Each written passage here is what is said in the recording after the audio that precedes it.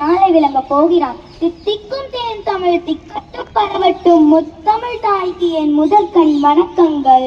இன்று நான் பேச எடுத்துக்கொண்ட தலைப்பு சாதி மதம் இனம் மொழி கடந்து வேற்றுமைகளுள் ஒற்றுமை கண்டு தலைவர்களின் தியாகம் கலந்து சுதந்திரம் பெற்றது நம் தாய்நாடு.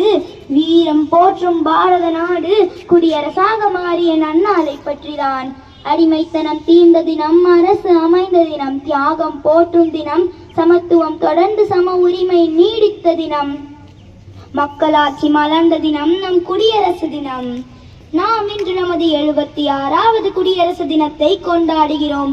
1950ஆம் ஆண்டு ஜனவரி 26ஆம் நாள் முதல் ஒவ்வொரு வருடமும் இந்நாள் குடியரசு தினமாக கொண்டாடப்பட்டு வருகிறது. எல்லோரும் ஓர்கிலும் எல்லோரும் ஓரினம் எல்லோரும் இந்நாட்டு மன்னர் என்ற பாரதியாரின் வரிகளுக்கேற்ப